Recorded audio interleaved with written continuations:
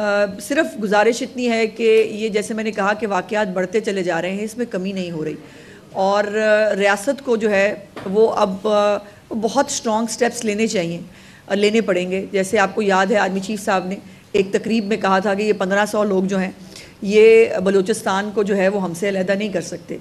और कल मुझे मैंने कोशिश की, मैंने देखा कि जो बहुत सारे इंसानी हकूक़ के जो चैम्पियन बनते हैं और जो अपने आप को जिनको अवार्ड्स मिलते हैं, जो जिनको हर मज़लूम जो है वो उसकी आवाज़ उठाने का शौक़ है, लेकिन जब बलूचिस्तान के अंदर कोई ऐसा वाक़या होता है तो उनके मुंह में दही जम जाता है। ना उनकी टाइमलाइन पे आपको कुछ दिखता है और ना ही उनकी जो है वो किसी तरह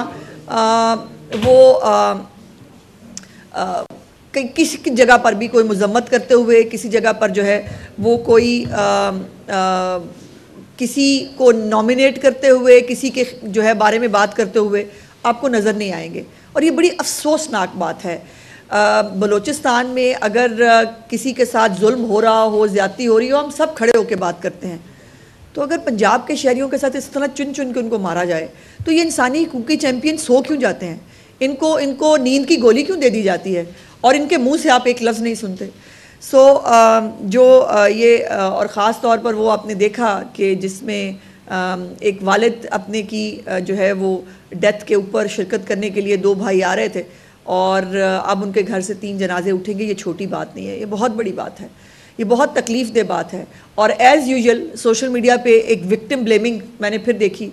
पता नहीं हम किस तरह की कौम होते जा रहे हैं कि जिसके अंदर उन्होंने कहा कि देखें ना जी, कोयटा में हालात इतने ख़राब है तो जाते क्यों हैं कोयटा के अंदर जो है वो काम करने के लिए? तो शर्म नहीं आती है इस तरह की बातें करते हुए? विक्टिम ब्लेमिंग जो है वो शुरू हुई थी, एक महात्मा करके गया था, अब वो पूरी वो शायद जनरेशन के अंदर पेनिट्रेट की जा चुकी है कि वो बजाय इसके कि किसी के साथ इतना बड़ा जुल्म, इतना बड़ा सानिया हो गया, उसके साथ कोई इज़हार यकजहती करें, विक्टिम ब्लेमिंग शुरू हो जाती है। दूसरी एक अनफॉर्चुनेट वाक़या था सवात का, जिसके अंदर जो है वो पंजाब के 10 जो शहरी हैं, एक पूरा ख़ानदान वो जो है वो दुनिया से गए थे। उनको जो है वो चीफ़ मिनिस्टर साहिबा ने अकेला नहीं छोड़ा। उनके लिए जो है जो हुकूमत की तरफ से किया जा सकता है वो किया गया है। और मैं कोई नुमाइश के लिए, मैं कोई बताने के लिए सिर्फ इतना बताना चाहती हूँ कि हुकूमत पंजाब जो है वो अपने जहाँ अपने शहरियों की पंजाब के अंदर भी जो है वो खिदमत और हिफाजत का ख्याल रखती है, वहाँ पर इस तरह के जो वाक़यात हैं, जो बहुत तकलीफ़ दे वाक़यात हैं, उसमें भी जो फैमिलीज़ हैं उनको अकेला नहीं छोड़ा जाता।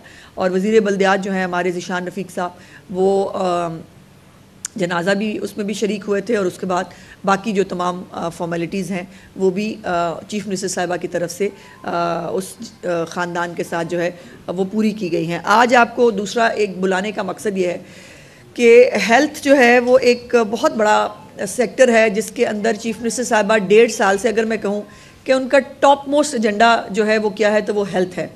और हेल्थ के ऊपर उनकी जितनी भी वो रिफॉर्म्स कर सकती हैं, उनके ऊपर बहुत रेजिस्टेंस भी आती है, उनके ख़िलाफ़ जुलूस भी निकलते हैं, उनके ख़िलाफ़ नारे भी लगते हैं, लेकिन वो कहीं पर भी जो हेल्थ के मामले में जो चीज़ें रिक्वायर्ड हैं उसको कभी वो जो है वो नज़रअंदाज नहीं करती।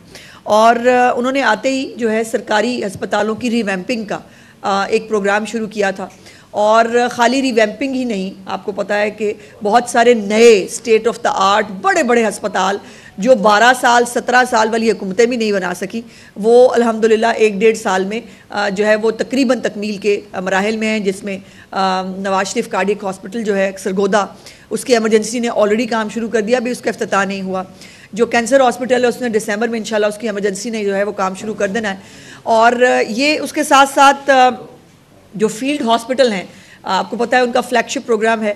और वो फील्ड हॉस्पिटल्स जो हैं वो पिछली दफ़ा जब मेरे पास अभी अपडेटेड इतला नहीं है, लेकिन जो कोई 15 दिन पहले की इतला है वो ये है कि 93 लाख से ज़्यादा लोगों को जो है उनके डोर स्टेप के ऊपर फील्ड हॉस्पिटल्स ने ट्रीट किया है। यानी 1 करोड़ के करीब लोग जो हैं वो उससे मुस्तफ़ीद हुए हैं। उसके साथ जो अद्वियात की फराहमी है एट द डोर स्टेप, वो अभी भी अल्हम्दुलिल्लाह जारी है। लोगों को 2 महीने का स्टॉक मिलता है। और कैंसर है, हेपेटाइटिस है, हार्ट और टीबी, इनकी जो अद्वियात हैं वो लोगों को मिलती हैं। और उसके साथ साथ बच्चों के लिए जो है वो इंसुलिन प्रोग्राम भी चीफ मिनिस्टर ने शुरू किया था। और जो बच्चे हैं टाइप 1 के, डायबिटीज़ के, उनको भी जो ये अद्वियात हैं वो मिलती हैं। सरकारी अस्पतालों में ये बहुत जो है मुहर्रम उल हराम के दौरान भी एक बहुत ह्यू एंड क्राई किया गया, जी हेल्थ कार्ड बंद हो गया, जी हेल्थ कार्ड बंद हो गया। मैं आपको सिर्फ गुजारिश ये करना चाहती हूँ कि हेल्थ कार्ड अभी भी जो प्राइवेट हॉस्पिटल्स हैं उसमें अभी भी जारी है। सरकारी अस्पताल में होता क्या था? सरकारी अस्पताल में सरकार पैसे देती थी सरकारी अस्पताल को, सरकारी अस्पताल उसमें ट्रीट करके वही पैसे वापस भेज देती थी। भाई, सरकारी अस्पताल में जहां पिछली दौरे हुकूमत में तमाम टेस्ट, अद्वियात जो है वो फ्री नहीं मिलती थी, वहाँ पे शायद कोई काम जो है वो बंद होता। अब तमाम तरह अस्पतालों के अंदर, सरकारी अस्पतालों के अंदर किसी भी तरह का टेस्ट है, किसी भी तरह की दवाई है, वो तमाम तर फ्री ऑफ कॉस्ट तमाम मरीजों को मिलेगी और मिल भी रही है।